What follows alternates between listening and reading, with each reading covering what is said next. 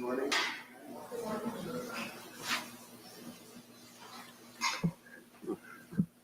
Thank you very much. It's an honor to be with you. Many things are happening that are exciting, very exciting for our country. And we're honored to welcome one of the most respected business leaders in the Middle East, indeed the world. He's a founder and chairman of Damac Properties, Hussein Sajwani, very respected gentleman. And I'm thrilled to announce today that Damac will be investing at least $20 billion over a very short period of time into the United States, and they may go double or even somewhat more than double of money. It's a great thing, and I believe he will say that he's doing it because of the fact that he was very inspired by the election. They wouldn't do it without that election. I can tell you a lot of people wouldn't. You saw last week where we have somebody who's going to go from 100 to $200 billion. And we have many other people, and we'll be bringing some of them out.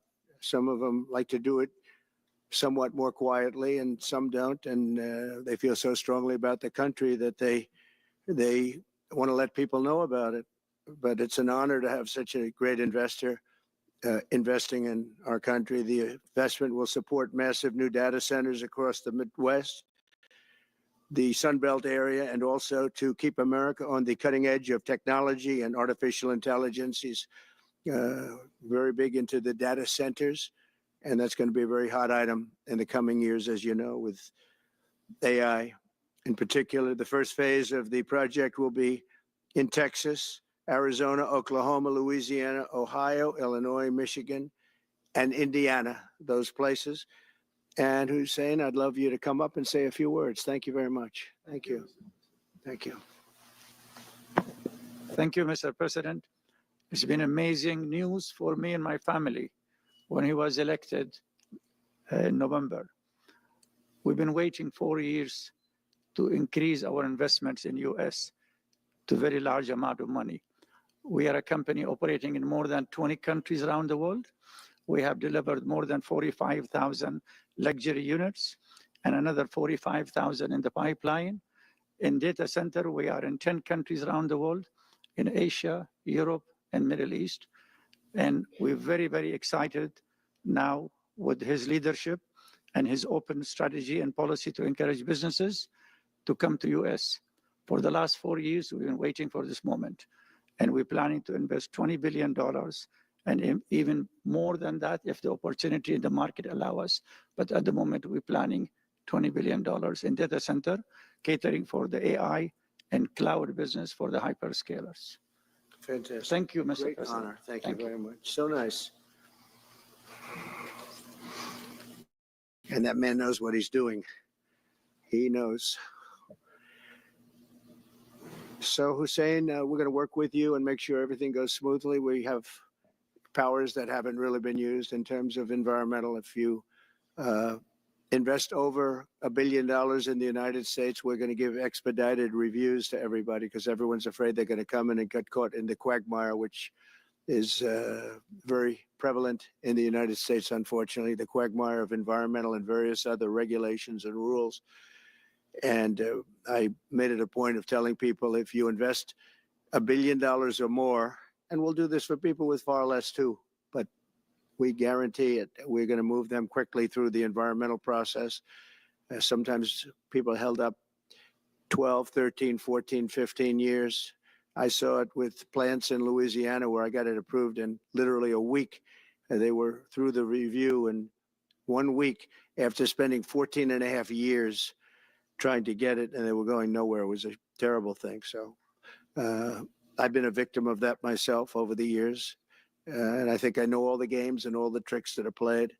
And much of it is just done to stop progress. So we're going to be helping you and everybody else that comes to the United States and wants to invest their money, that you don't get tied up for the rest of your life and you can't do anything. This commitment further underscores many of the greatest business leaders on earth are seeing a very bright economic future for America since the election. As you know, a lot of positive things have happened. We are inheriting a difficult situation from the outgoing administration, and they're trying everything they can to make it more difficult. Inflation is continuing to rage, and interest rates are far too high.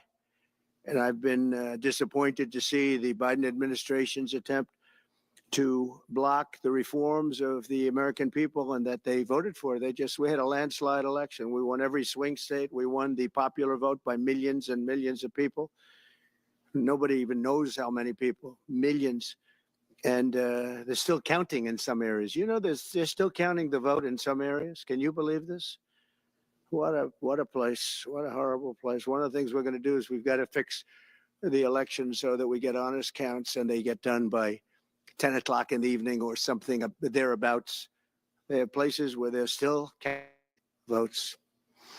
President Biden's actions yesterday on offshore drilling, banning offshore drilling, will not stand. I will reverse it immediately. It'll be done immediately. And we will drill, baby, drill. We're going to be drilling in a lot of other locations, and the energy costs are going to come way down. They'll be brought down to a very low level, and that's going to bring everything else down. That's what caused it to go up, along with the ridiculous spending on the Green New scam. All this money, trillions of dollars. It's like throwing it right out the window, what they're doing. And they're trying to spend so much now. They're just taking money and giving it to anybody that wants it for any project at all, if it's certified under the Green New scam. And they don't work, and it's too expensive. And, you know, they told me that we're going to do everything possible to make this transition to the new administration very smooth. It's not smooth because they're doing that. They're playing with the courts, as you know. They've been playing with the courts for 4 years, probably got me more votes because I got the highest number of votes ever gotten by a Republican, by far, actually, by a lot. And, you know, we had a great election, so I guess it didn't work. But even to this day, they're playing with the courts. They have their friendly judges that like to try and make everybody happy on the Democrat side. It's called lawfare. It's called weaponization of justice, and it's happened at a level nobody's ever seen before. So many. I defeated deranged Jack Smith. He's a deranged individual. I guess he's on his way back to The Hague. And we won those cases. Those were the biggest ones. And the press made such a big deal out of them, but we did nothing wrong. We did nothing wrong on anything. And the people saw that. You know, when they vote when a Republican, it's not easy for a Republican. When the Republican wins the popular vote by millions and wins all 7 of the swing states, people said, well, he could win 4. We won all 7, and we won them by a lot. And that tells you we won. That tells, and they've been watching this injustice. I call it the Injustice Department. What they've done is so bad. The whole world has watched that. And it took work, but it got me a lot of votes because when explained, I mean, we have a judge in New York who's a very crooked judge. I'm under a gag order. I can't even talk about aspects of the case that are the most vital aspects. I'm under a gag. Do you know that I'm the president-elect of the United States of America?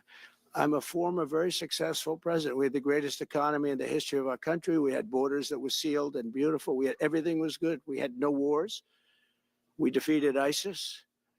We had no wars. Now I'm going into a world that's burning with Russia and Ukraine, with Israel. You took a look at that attack on October 7th, the attack on Israel, with the horrible way they got out. Not the fact that they got out. I would have been out before them, but we would have been out of Afghanistan with dignity and strength as opposed to looking like a bunch of fools with 13 dead and many, many badly, horrifically injured. Nobody ever talks about them.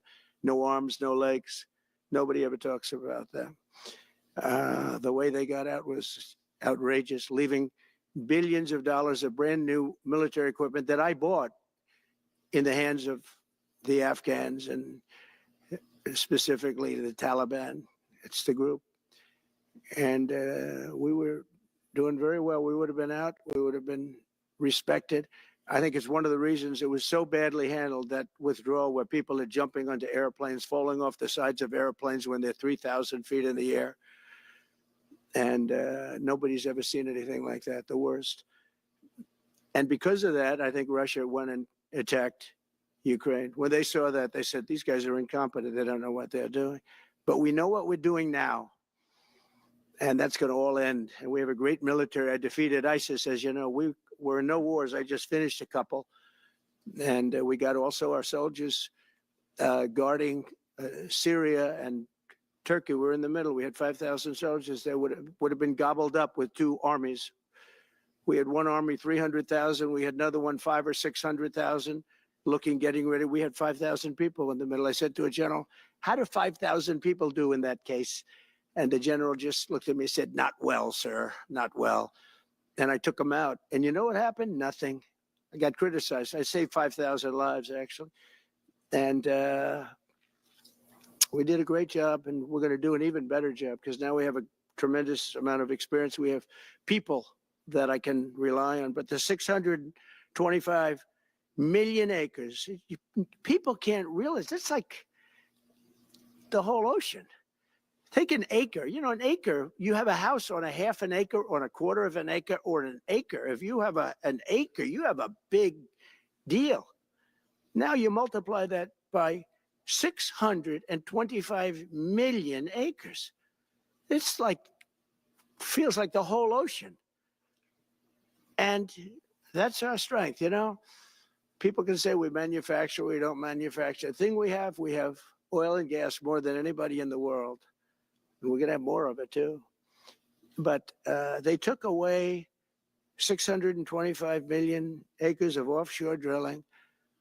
Nobody else does that.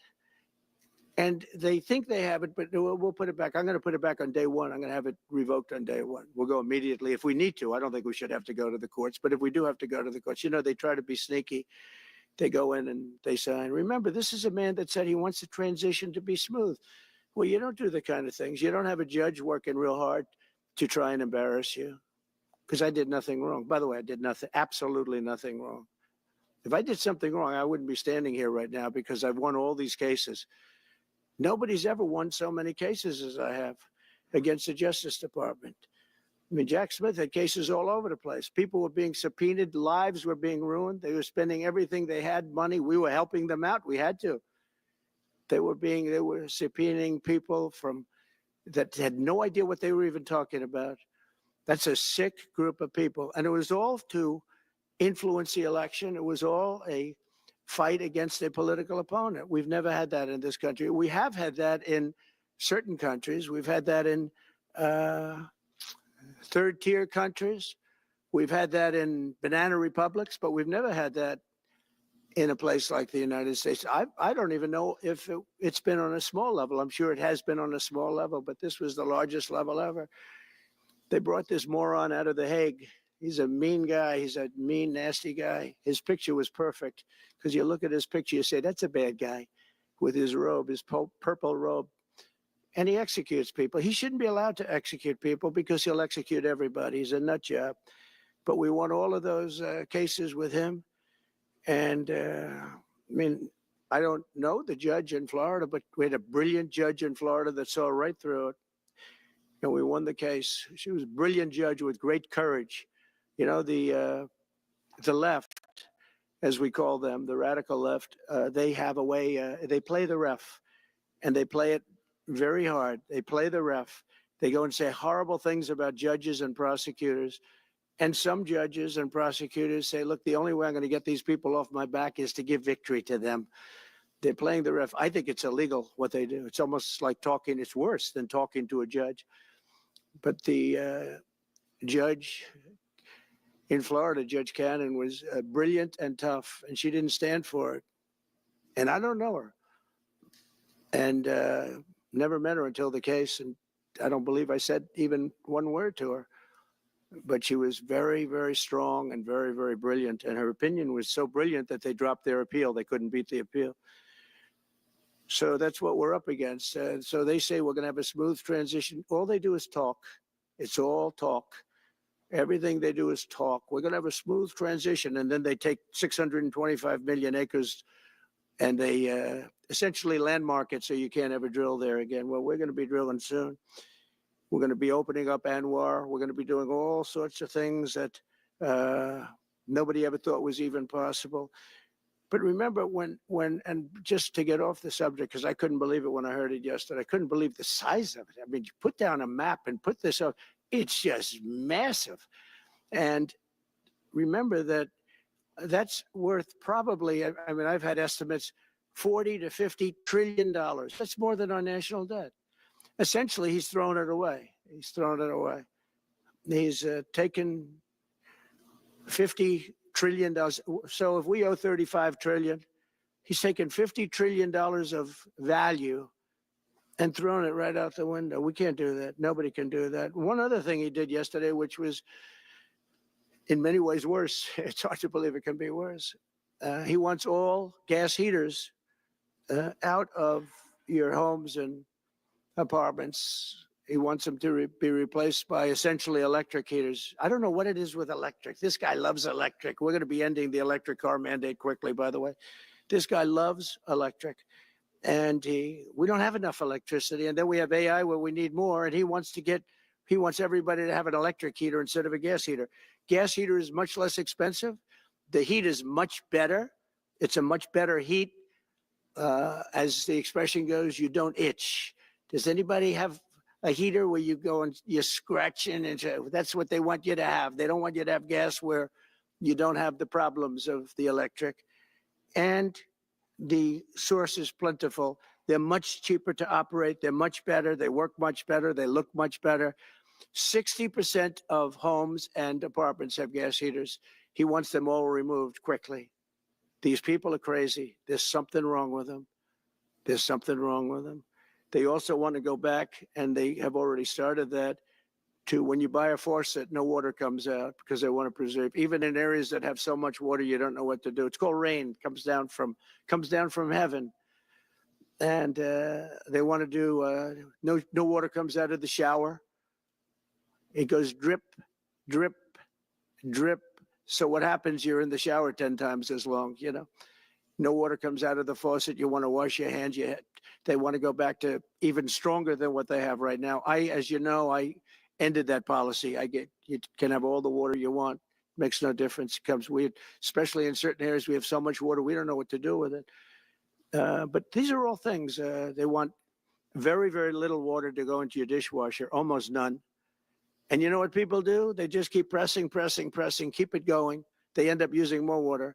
Likewise, washing machines. They want in your washing machine to have very little water coming out of the washing machine. So when you wash your clothing, you have to wash it 4 times instead of once. You end up using more water. We're a party of common sense, and things that I'm telling you now is really all about common sense. On January 20th, we'll turn the economy around very quickly, because right now when I think of our economy, I think about inflation. That's what we have. We have inflation, I believe, at a level that we never had before. There's never been anything like it. And over the next 4 years, the United States is going to take off like a rocket ship. But really, it's already doing it. If you take a look, just last month, SoftBank announced the $200 billion. I think it'll be 200. He said between 100, and I said, how about making it 200? And he sort of said yes, but let's say it's 100, but it might be 200, right, Brian? Dollars, United States, creating more than 100,000 jobs. Hussein just announced a tremendous investment that he's going to make, and that's money that's in the bank. He's going to come and do it, and he'll do a great job, and he'll build the best centers in the country, I guarantee, because I know the way he builds. Since my election, the stock market has set records. The S&P 500 index has broken above 6,000 points for the first time ever, never even close. In a single month, small business optimism soared 41 points. It's not a 41. It went up 41 points. And that's the largest in the 39-year history of the group that does it. According to Gallup, the American people's confidence in the economy has just surged to the highest level in history. That's why I have a news conference like that. I take the greatest business leaders in the world. I say, hey, do you want to say you're going to invest the money? They're not looking for news conferences. They're saying, what am I doing here? They go in and they invest money, but it's good to know where the smartest business people in the world are investing, and they're investing in the United States. So we've done this all in 2 months of not being there. You know, we haven't been there. And It's pretty amazing, and we think we're going to do some really great things, really great things. We're being respected again all over the world. The Panama Canal is a disgrace, what took place at the Panama Canal. Jimmy Carter gave it to them for $1, and they were supposed to treat us well. I thought it was a terrible thing to do. You know, it's the most expensive structure ever built in the history of our country, relatively. It would be the equivalent of substantially over $1 trillion today. We lost 38,000 people. Think of it, 38,000 people, they died from malaria, mosquitoes. They were unable to stop the mosquitoes. They paid people 5 times more to take the job. Many of those people died. We gave it away for $1. But the deal was that, you know, they have to treat us fairly. They don't treat us fairly. They charge more for our ships than they charge for ships of other countries. They charge more for our Navy than they charge for navies of other countries. They laugh at us because they think we're stupid, but we're not stupid anymore. So the Panama Canal is under discussion with them right now. They violated every aspect of the agreement, and they've morally violated it also. And they want our help because it's leaking and not in good repair. And they want us to give $3 billion to help fix it. I said, well, why don't you get the money from China? Because China's basically taken it over. China's at both ends of the Panama Canal. China's running the Panama Canal. And they come to see this Biden, this guy who should never have been allowed even to run for president. Of course, she shouldn't have either, because that never happened. It had to be 2 people, not 1. But they want $3 billion to fix the Panama Canal that's run by China and makes a lot of money, China. One of the most profitable structures ever built, because you have ships lined up back to Florida, frankly, and they just keep going through. And the numbers are staggering, $500,000 to $1 million a ship. And they took it away from us, meaning we gave it to them for $1. But not going to happen. What they've done to us, they've charged us, they've overcharged our ships, overcharged our Navy. And then when they need repair money, they come to the United States to put it up. We get nothing. Those days are over. Working with the Republican majorities in Congress, will cut taxes, slash regulations, raise wages, and boost incomes at a pace the world has not seen before, and certainly not from our country. We had a big chunk of it for the first 3 years prior to COVID coming in my administration. We had the greatest economy in history. We cut the most regulations in the history of our country, and I did that all in 4 years, by 4 times more than any other president cut. We did that in 4 years, and we were just getting started. We'll impose new tariffs so that the products on our stores will once again be stamped with those beautiful words, made in the USA. And we are not treated well, as you know, by Canada. Canada is subsidized to the tune of about $200 billion a year, plus other things. And they don't essentially have a military. They have a very small military. They rely on our military. It's all fine, but, you know, they got to pay for that. It's very unfair. I have so many great friends. One of them is the great one, Wayne Gretzky. I said, run for prime minister, you'll win it'll take 2 seconds. But he said, well, am I going to run for prime minister or governor? You tell me. I said, I don't know. Let's make it governor. I like it better. But no, something's going to have to be done. Same thing with Mexico. We have a massive deficit with Mexico, and we help Mexico a lot. They're essentially run by the cartels, and can't let that happen. Mexico's really in trouble, a lot of trouble. Very dangerous place. And we're going to be announcing a future date pretty soon. We're going to change, because we do most of the work there and it's ours. We're going to be changing, sort of the opposite of Biden, where he's closing everything up, essentially getting rid of $50 to $60 trillion worth of assets. We're going to be changing the name of the Gulf of Mexico to the Gulf of America, which has a beautiful ring that covers a lot of territory. The Gulf of America, what a beautiful name. And it's appropriate. It's appropriate.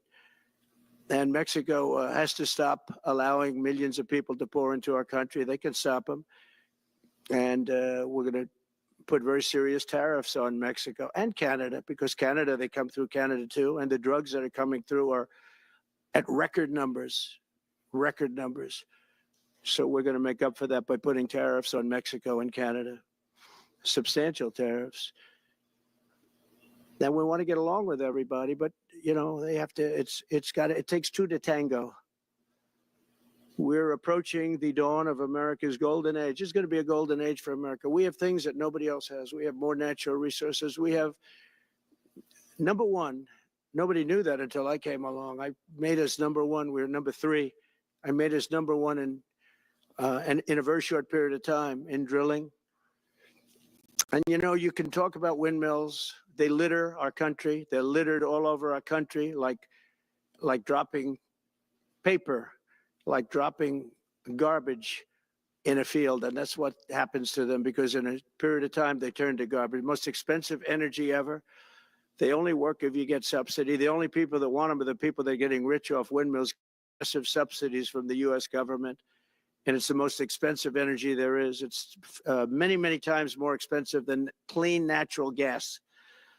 So we're going to try and have a policy where no windmills are being built. You know, off the coast of New Jersey, they want to build like 200 windmills. The people are going crazy. Nobody wants them, and they're very expensive. They don't work without subsidy. You don't want energy that needs subsidy. Energy is a good business. You don't need subsidy. But when you build these massive towers, and they're 25 stories tall, 40 stories, they have 170 stories tall. The blades, they take 3 ships to ship them. It's crazy. They're dangerous. You see what's happening up in the Massachusetts area with the whales, where they had 2 whales wash ashore in, I think, a 17-year period. And now they had 14 this season. The windmills are driving the whales crazy, obviously. And they had actually over, I think, 125 or something over a number of years. And we don't want that to happen. It's a disaster it's amazing the way a true environmentalist would say, oh, we love wind. It sounds good, but that's about where it ends. You know, after 10 years, you have to redo them.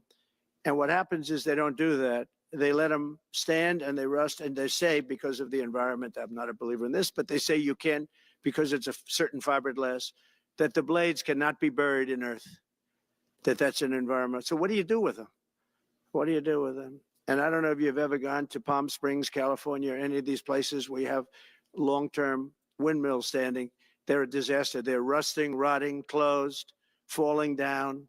This is as you enter Palm Springs. And they put new ones next to them because nobody wants to take them down, because why should they take them down? It's very expensive to take them down. And you can't do anything with them because the blades, you can't bury them because of the environmental protection. We'll look at that. Doesn't make sense, but that's what they say. So we are at the beginning of a great, beautiful golden age of business.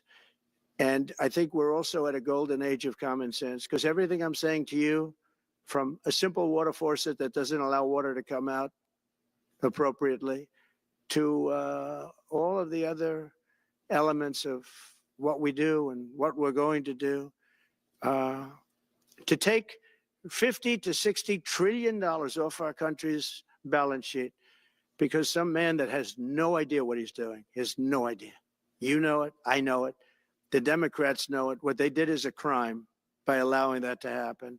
And I'll bet you, if you asked him today, how much acreage did you submit? Essentially, did you destroy? You destroyed the economic viability of drilling in the ocean.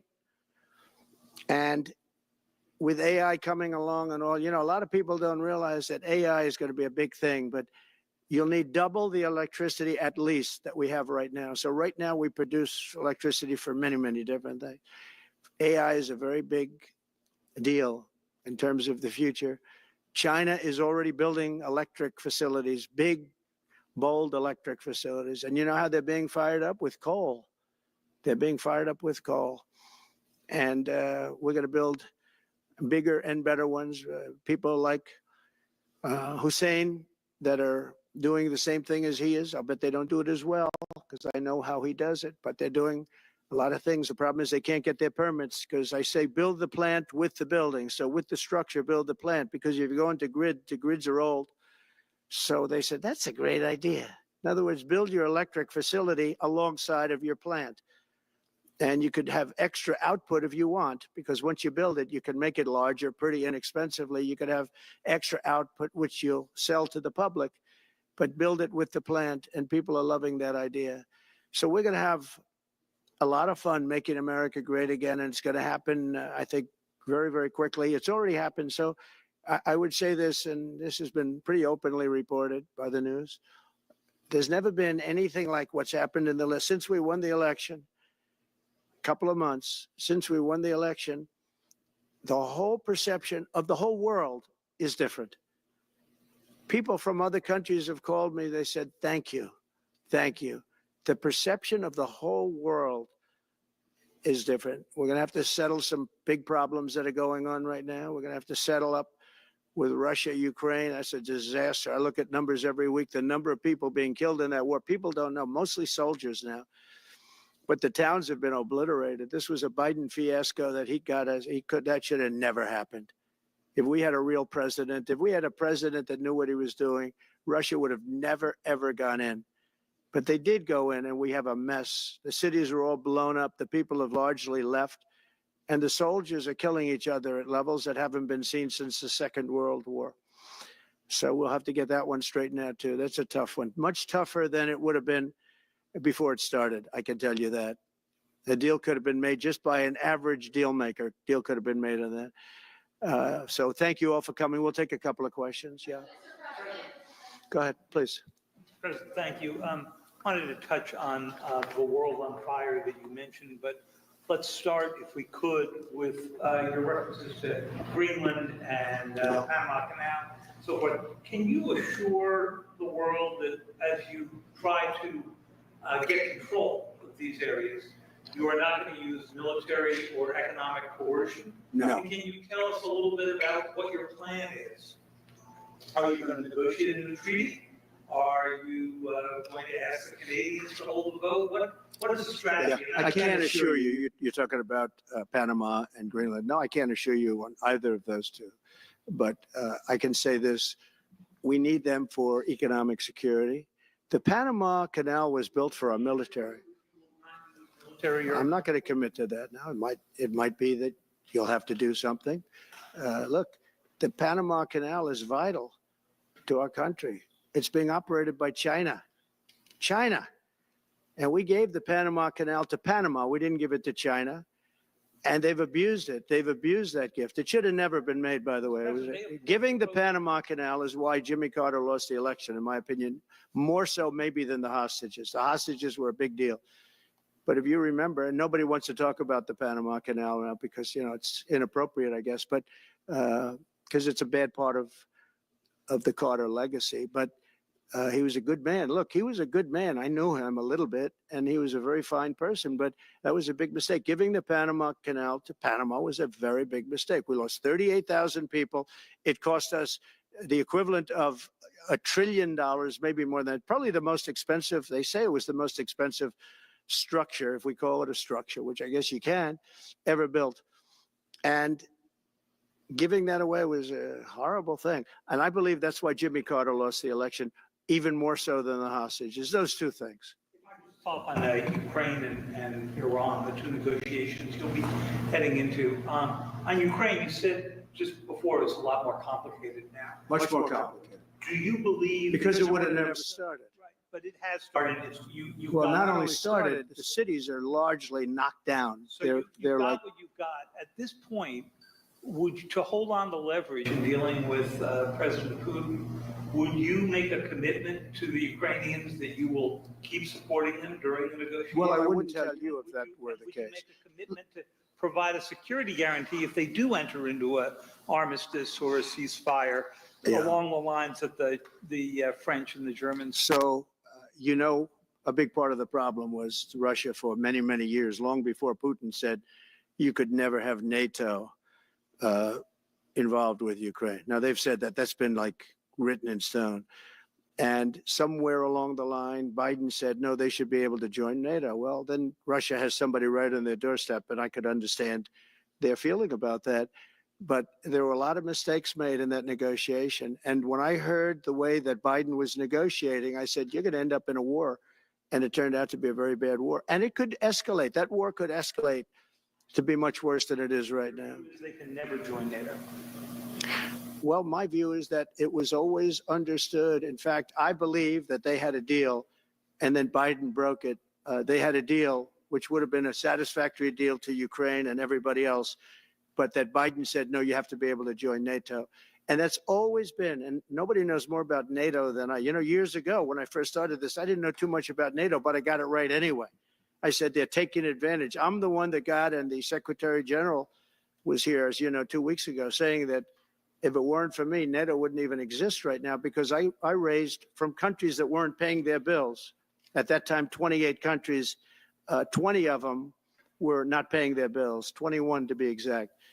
They weren't paying, or they were paying a very small portion. And I raised over $680 billion. That was the number he gave, by saying, if you don't pay, we're not going to protect you. And as soon as I said that, the money came pouring in. But Obama could have said it. Other people could have said it. Bush could have said it. Nobody said it but me. I took a lot of heat. They said, oh, that's a threatening statement. Well, they weren't paying their bills. I said, we're not going to protect you if you're not paying the bills. So in a true sense, I saved NATO, but NATO's taken advantage of us. And one of the problems that I have, and I've said it openly, I said it to President Zelensky, Europe is in for a tiny fraction of the money that we're in. Now, whether you like that situation or not, Europe is much more affected than the United States. We have a thing called the ocean in between us, right? Why are we in for billions and billions of dollars more money than Europe? And, you know, they're a similar size, a little smaller, but they're a similar size economy as the United States when you add them up. And yet Europe is in for a small fraction of the number the United States is in. Now, Biden could have called them up during the term. That's what I did. I said, you have to pay your bills. And they all, one stood up. I won't say who, you'll probably have it, because the papers, the media hated to report on it. But a prime minister stood up from a country, you know, a famous meeting of 28 nations with no press, no anybody in the room. He stood up, he says, does that mean if we don't pay our bill, and at that point it was 2%, it should be 5%. It should be 5%, not 2%. But at that point it was 2%, but many people didn't pay. Some people didn't pay anything. But many people were way, including Germany. Germany was at less than 1%. You're going to press for 5%? Well, I think NATO should have 5%. Yeah. Well, you can't do it. I mean, at 2%, every country, if you're going to have a country in a regular military, you're at 4%. I think they should be, you know, they're in dangerous territory. I think it should be, they can all afford it, but they should be at 5%, not 2%. I'm the one that got them to pay 2%. But a gentleman stood up, a prime minister stood up, and he said to me, sir, could I ask you a question? You're saying we have to pay our bills. If we don't pay our bills, will the United States protect us from Russia? I said, if you don't pay, you mean you're delinquent? He said, yes. He said, if you're delinquent, we will not protect you. I took a lot of heat. Although it was somewhat closed door, I took a lot of heat from the media. And you know what happened? The money started pouring in. That's why NATO has money. And the Secretary General said it was the most incredible thing he had ever seen in a negotiation. Now, if I would have said, yes, we will, nobody would have paid. If I would have loved to say, yes, we'll protect you even if you don't pay. But that's not the way life works. Mr. President, two questions related to each other. First, you said on your first day of office, you're going to pardon January 6th defendants. Are you planning to pardon those who were charged with violent offenses? Well, we're looking at it, and we have other people in there. And as you see, I guess 24 or 28 people came now from the FBI. That came out very quietly. Nobody reported it, but they had people in some form related to the FBI. They had 4 or 5 people that were strongly related to the FBI. We have to find out about that. We have to find out about Hezbollah. We have to find out about who exactly was in that whole thing, because people that did some bad things were not prosecuted. You know, I see it all the time, and you see it too. People that were doing some bad things weren't prosecuted, and people that didn't even walk into the building are in jail right now. So we'll be looking at the whole thing, but I'll be making major pardons. Yes, please. Good afternoon, Mr. President. Please. On Jack Smith's report. Good afternoon, Mr. President. It's good to see you again. Two questions about Syria and the ongoing war in Gaza. About Syria, the Pentagon disclosed last month the U.S. has some 2,000 troops in Syria. That's almost double the number initially we were told of 900. Will you keep that troop capacity the same upon taking? Well, I won't tell you that because that's part of a military strategy, but I will say it was Turkey. Turkey's been after that country in different names and different forms and shapes for 2,000 years. Those people that went in are from Turkey. And President Erdogan is a friend of mine. He's a guy I like, respect. I think he respects me also. He's the one that didn't go after certain people after I requested that he not. You know who I'm talking about? The Kurds. I don't know how long that's going to, because they're natural enemies. They hate each other. But he didn't do that yet. And he didn't do it in the past also. He started and I said, please don't do that. And he didn't do it. So, but if you look at what happened with Syria, Russia was weakened. Iran was weakened. And he's a very smart guy. And he sent his people in there through different forms and different names. And they went in and they took over. And that's the way it is. I'm sorry, I don't mean to interrupt you. Do you have concerns about HTS taking control of By the way, I Syria? have the envoy here. Is that in the back? It is. Standing with my son, Eric, is Steve Woodcoff, who's just got back from the Middle East, and he's done a fantastic job. He's a great deal maker. I said, what we need there is a deal maker, because nobody makes a deal. We have people that understand where the rivers are and where the meets and bounds are, but they can't talk. They can't make deals. Steve's done a great job. I just want to thank you, Steve. You've been working endlessly for months, and he's working specifically on the hostages, trying to get them back. Well, that was my second question is Hamas. Steve, come up for a second. Maybe you might want to say a couple of words. Sir, I didn't- Hamas released another hostage I didn't know Steve was going to be here, actually. Neither did I. He's done a fantastic job, and it's a dangerous job, too, and we appreciate it. He didn't know about this kind of danger and the other deal making he does. Now he sees a lot of big danger. Come on up, Steve. Mr. President, can I ask you the second part of that? Hamas Yeah, released just one another second, hostage please. video. I'm going to give you a little report on the hostages, if I can. Steve? Thank you very much. Thank you, Mr. President. Wow. Well, I think we're making a lot of progress, and I don't want to say too much because I think they're doing a really good job back in Doha. I'm leaving tomorrow back to go to Doha, but I think that we've had some really great progress, and I'm really hopeful that by the inaugural, we'll have some good things to announce on behalf of the president. I actually believe that we're working in tandem in a really good way, but it's the president, his reputation, the things that he has said that are driving this negotiation, and so hopefully it'll all work out and we'll save some lives.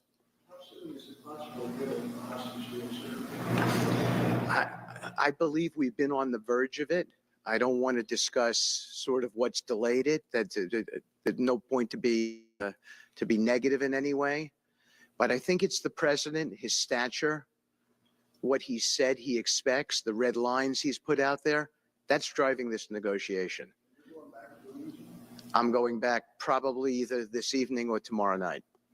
Are you confident there'll be a deal before January 20th, or is that something that's likely to happen? If there's a deal even at all, we've been hearing this now for the better part of. I know. I would say Better be. right. I would say that the president is exasperated. I don't want to talk for him, but look, I don't know anyone who delegates better than President Trump. He gives us a lot of authority to speak on his behalf, and he exhorts us to speak emphatically. And emphatically means you better get it. You better do this, because the alternative. Do you think they're waiting for President Trump to take office? No, I think they heard him loud and clear. Better get done by the inaugural. But when you say all hell will be Before I paid, take or office. that all hell must be paid if they don't release the You know what that hostages. means, don't you? Well- Do I have to define it for you? Look, all No, I know hell you're not will gonna break out. telegraph If what- those hostages aren't back, I don't want to hurt your negotiation. If they're not back by the time I get into office, all hell will break out in the Middle East. And it will not be good for Hamas, and it will not be good, frankly, for anyone. All hell will break out. I don't have to say anymore, but that's what it is. And they should have given them back a long time. They should have never taken them. There should have never been the attack of October 7th. People forget that. But there was, and many people are killed. They're no longer hostages. I have people from Israel and others calling, begging me to get, we had also people there from the United States, just so you know. They're holding some so-called hostages from the U.S. But I've had mothers come to me and fathers crying, can I get the body of their son back? Can I get the body of their daughter back? That beautiful girl where they threw her in the car, pulled her by her ponytail and threw her in the car like she was a sack of potatoes. I said, what happened to her? Sir, she's dead. Like a 19, 20-year-old beautiful girl. And the way they treated her. And I just say it this very simply. Steve's got a job to do. He's a great guy, great negotiator, great person. They respect him over there already. It's what we needed over there. We have people that know everything about the Middle East, but they can't speak properly. They don't know. He's a great negotiator. That's what I needed. I could have sent that gentleman right over there, Hussein. He's a great negotiator. There are people, they're rare. Great negotiators are very rare, like a great surgeon. But we have the right person. But I tell this, I don't want to hurt the negotiation. If the deal isn't done before I take office, which is now going to be 2 weeks, all hell will break out in the Middle East. Okay? Thank you, Mr. Thank you. You've President. done a great job. Thank you. Mr. President, more than 140 police officers were injured by rioters on January 6th. Will you pardon anyone who attacked a police officer? Well, the only one that was killed was a beautiful young lady named Ashley Babbitt. She was killed. And there was actually somebody else that was killed, also a MAGA person, but people don't give it 100% credibility. I'm going to find out about it. We're going to find out. But Ashley Babbitt was killed. She was shot. She should have never been shot. She was shot for no reason whatsoever. In fact, they say that she was trying to hold back the crowd. And the crowd was made up of a lot of different people. So we'll see. But I will tell you this. The person that was killed was Ashley Babbitt. The other thing is, when they talk, there was never charges of insurrection or anything like that. But if there were, this would be the only insurrection in history where people as insurrectionists with not one gun. Okay. And let me tell you, the people that you're talking about have a lot of guns in their home for hunting and for shooting and for entertainment, a lot of good reasons. But there wasn't one gun that they found. And why didn't they find the bomber, the pipe bomber? They know who the pipe bomber is. The FBI knows who it is. The status of the FBI has gone down so far, and the status of the DOJ, or as I call it, the Department of Justice, it's the Department of Injustice, being laughed at all over the world. And hopefully with Pam Bondi and with Kash Patel and with other people that we're putting in, that will all come back.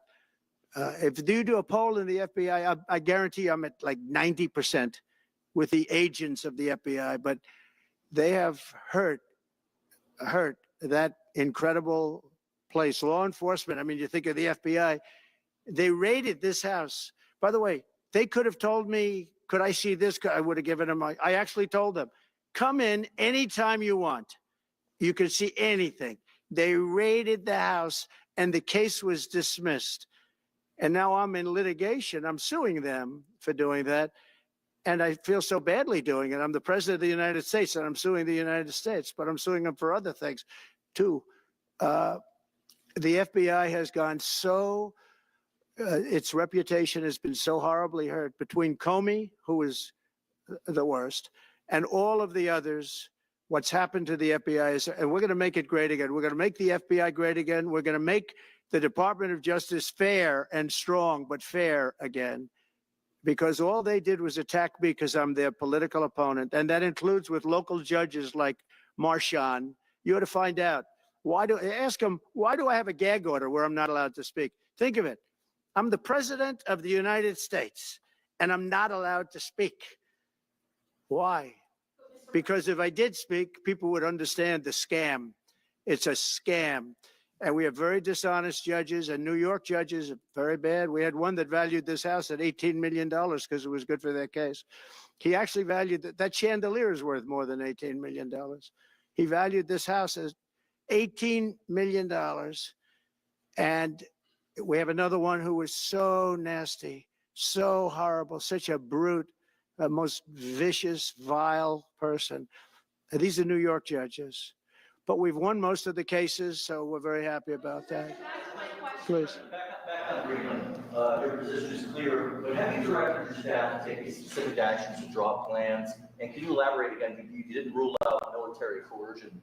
Well, we need Greenland for national security purposes. I've been told that for a long time, long before I even ran. I mean, people have been talking about it for a long time. You have approximately 45,000 people there. People really don't even know if Denmark has any legal right to it. But if they do, they should give it up because we need it for national security. That's for the free world. I'm talking about protecting the free world. You look at, you don't even need binoculars. You look outside, you have China ships all over the place. You have Russian ships all over the place. We're not letting that happen. We're not letting it happen. And if Denmark wants to get to a conclusion, but nobody knows if they even have any right, title, or interest. The people are going to probably vote for independence or to come into the United States. But if they did do that, then I would tariff Denmark at a very high level. Have you asked your staff to draw plans for acquisition? I mean, are you active? No, we're not at that stage, but we have people. I haven't even entered office yet. Secondly, sir, Elon Musk has drawn some criticism and a lot of attention for some of his actions and provocative statements about foreign affairs, including in Europe. Your reaction to that, is that appropriate for? You mean where he likes people that tended to be conservative? I don't know the people. I can say Elon's doing a good job, very smart guy. I don't know the people you're talking about. He was, I know he said some negative things about a couple of people that are running for office, but that's not so unusual. Yes, please.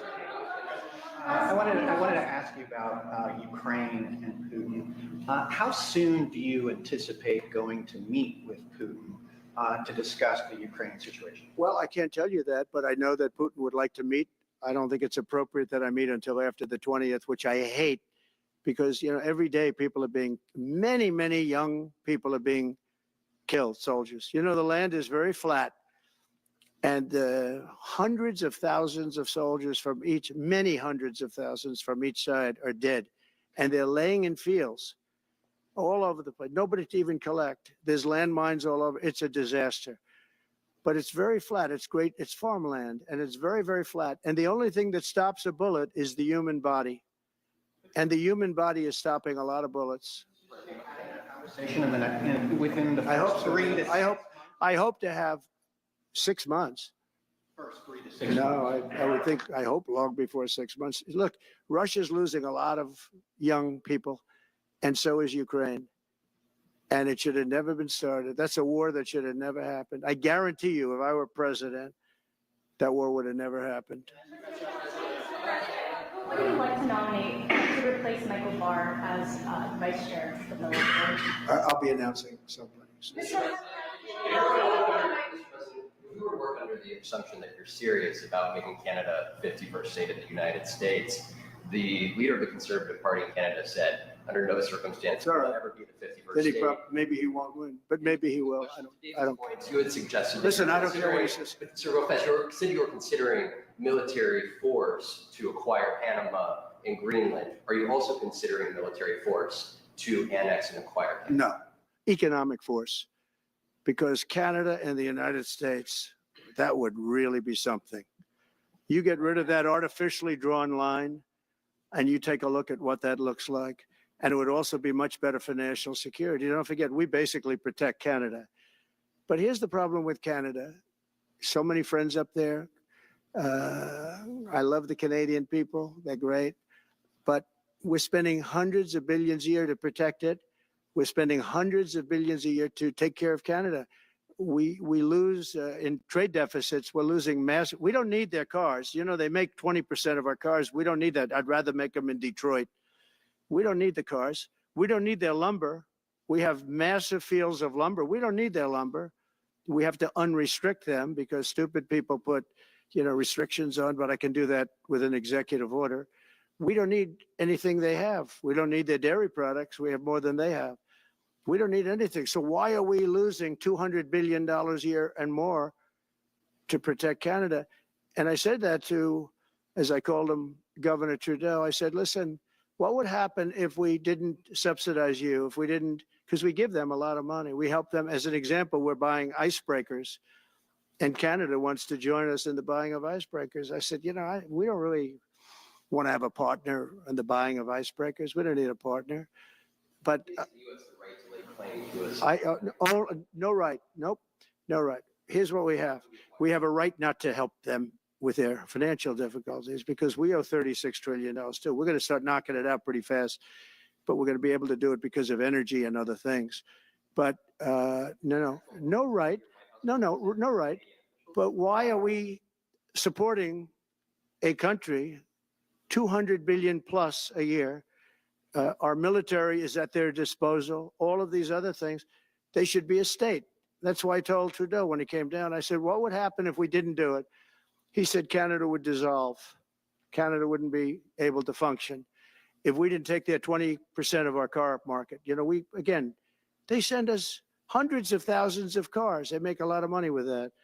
They send us a lot of other things that we don't need. We don't need their cars, and we don't need the other products. We don't need their milk.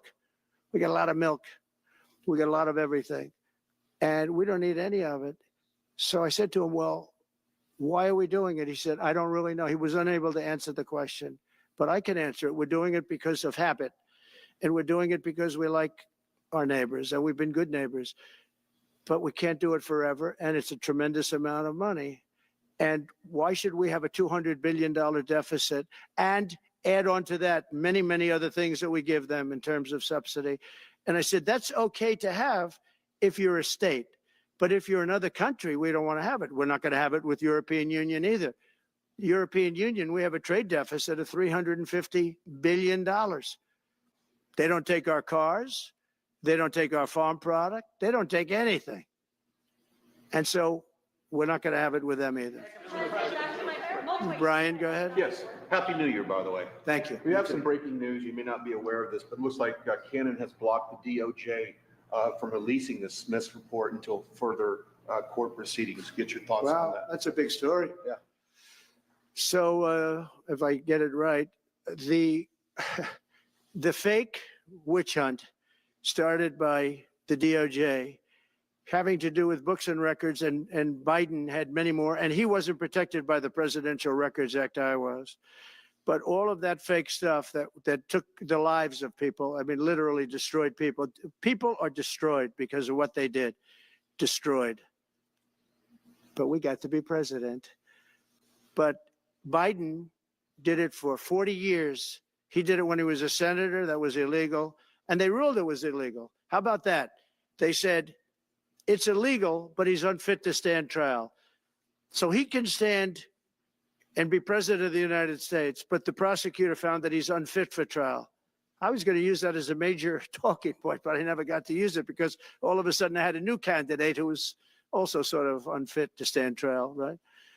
But so what you're saying is that the judge just blocked the, so Cannon was thrown off the case. They dropped their appeal because he had no case. They dropped all of that, the lawsuits against us. They lost the lawsuit. So this is deranged Jack Smith. So he dropped the lawsuits. He was told to by the DOJ because they had no lawsuit. They lost in court in front of a very strong and a very brilliant judge. They lost in court, and that pertained to other cases in other courts. So he wanted to do a report just before I take office, probably. So he'll do like a 500-page report, and it'll be a fake report, just like the investigation was a fake investigation. And I said, well, wait a minute. This guy was thrown off in disgrace, He's going back to The Hague or wherever they're going to send him, in disgrace, because he failed so badly, because it was a fake case against a political opponent. They thought they were going to use this to beat me. So what you're saying is I'm just hearing that they're not allowed to issue the report. So if they're not allowed to issue the report, that's the way it should be, because he was thrown off the case in disgrace. Why should he be allowed to write a fake report? It'll only be a fake report. That's great news. Good. And if I can just follow up real quickly, you want to comment, many Americans are angry that we're sending millions of dollars every month to the Taliban. Do you anticipate? It's not even believable. Billions of dollars, not millions, billions. We pay billions of dollars to essentially the Taliban, Afghanistan. And that's given by Biden. That's the same man that took away 50 to 60 trillion dollars worth of value from the United States. Think of it, probably our most valuable asset. Took away our most valuable asset. This can't be allowed to happen. We are now a nation of common sense. When he does that, 625 million acres, this can't be allowed to happen. Thank you for the information. Most other people probably knew about it, but they wouldn't have told me, right? Mr. President, on the campaign trail, you vowed to bring down the prices at grocery stores very fast. Yeah, we won't But do it then you fast. recently told Time Magazine that bringing down prices would be very hard. So what can the American people expect when you get into office? It's always When hard to can they bring go down the prices when grocery somebody store? else has screwed something up like they did, but we'll bring them down. We'll get them down. Energy is going to bring down prices. We're going to have a lot of energy, and energy is what brought it up. Energy and their bad spending is what brought it up, and energy is going to bring it down. We're going to have prices down. I think you're going to see some pretty drastic price reductions. As an example, food, bacon, ham, apples, everything has gone through the roof. It's one of the reasons I won.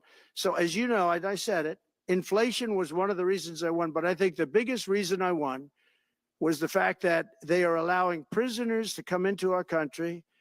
They released their prisoners, their murderers. Thousands of murderers are now walking around the streets of our cities and farmland all over. Murders, people that have killed.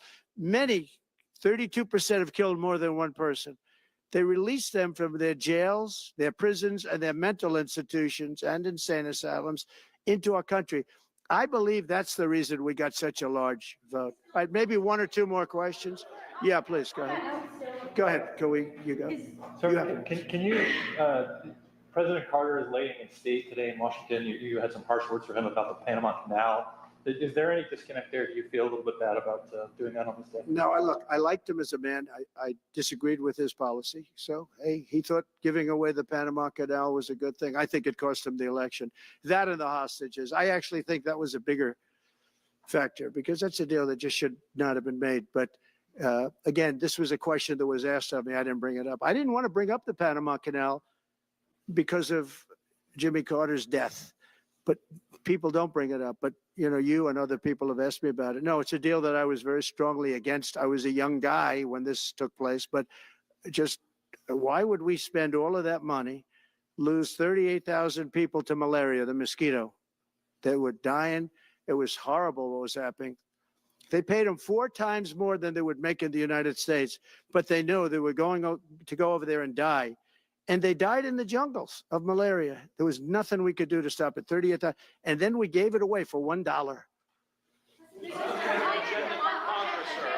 your agenda through Congress, you appeared to open the door in your radio interview yesterday for a 2-bill approach. Is it still your preference for one big, beautiful bill, as you have said? Well, I like one big, beautiful bill, and I always have, I always will. But if 2 is more certain, it does go a little bit quicker because you can do the immigration stuff early.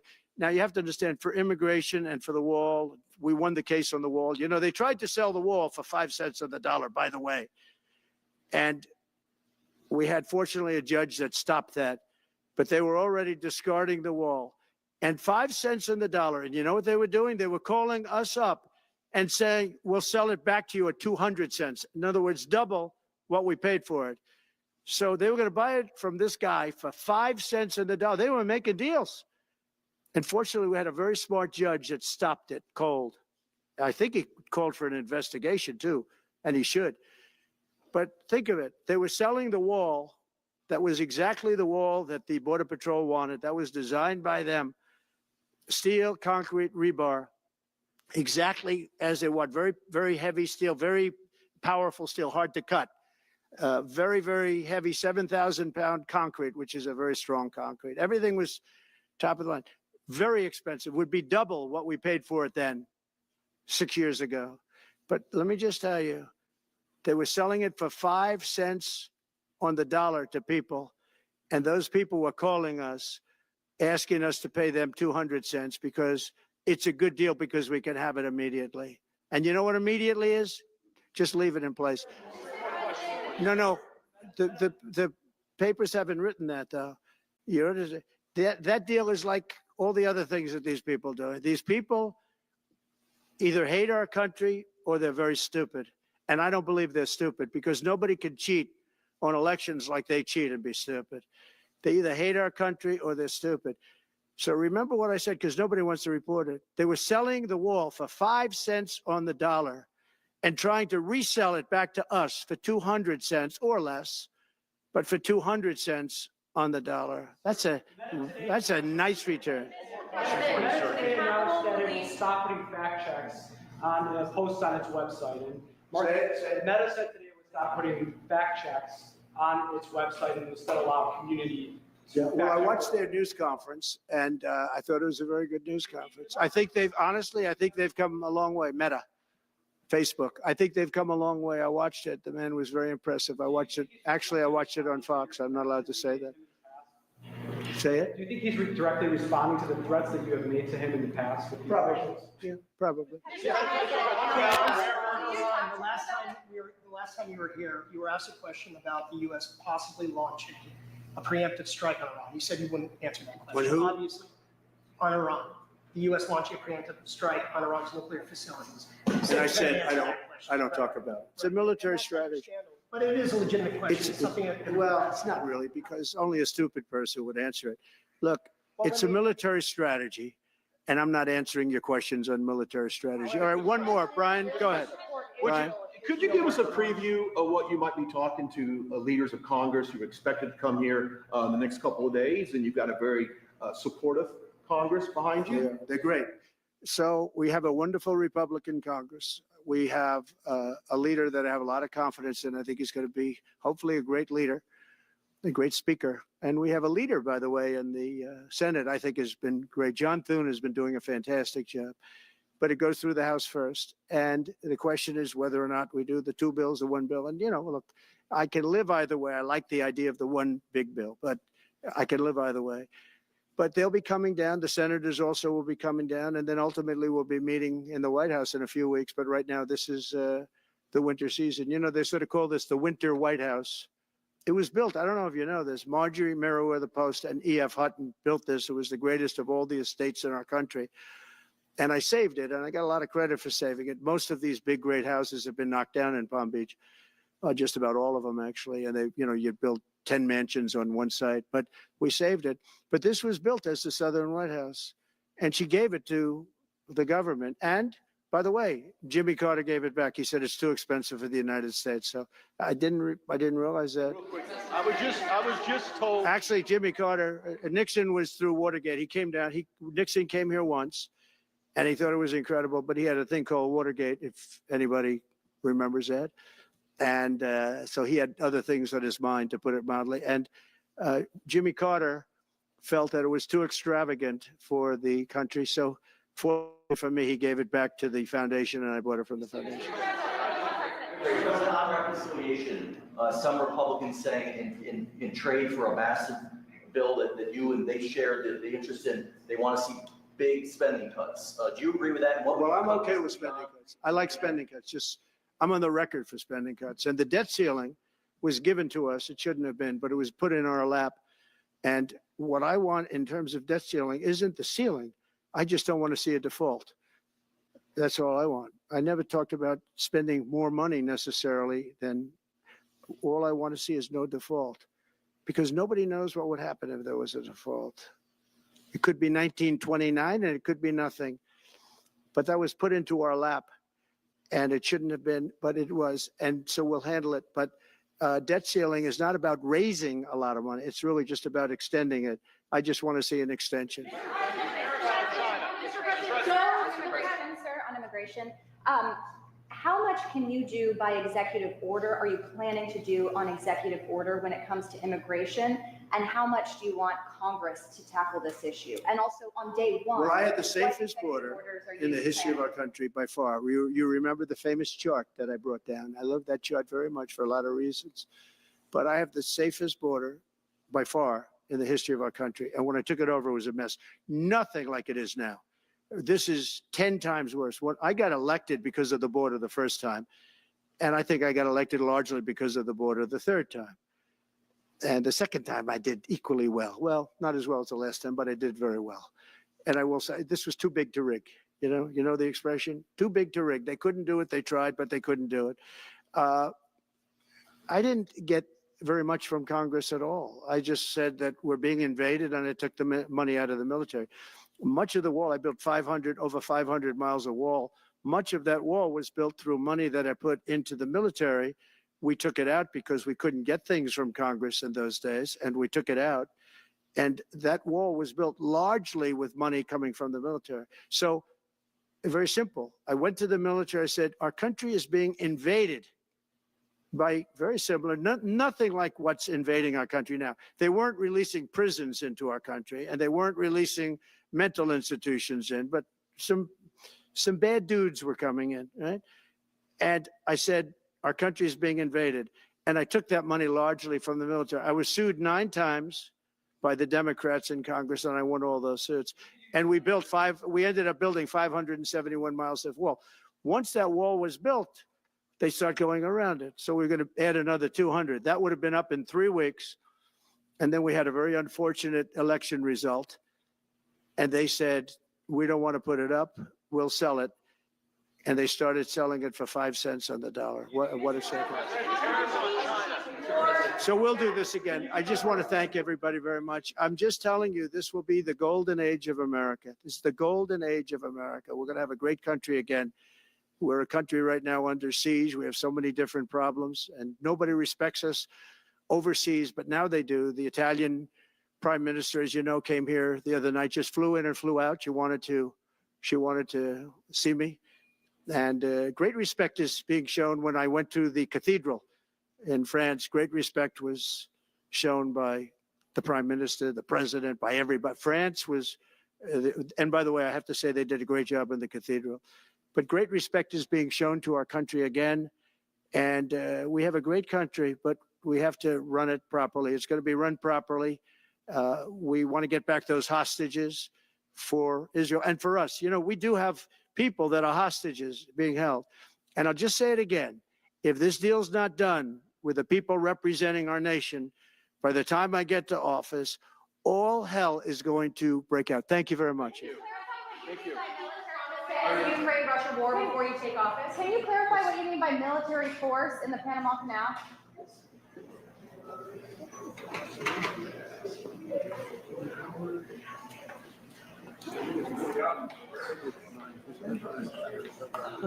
There's no one.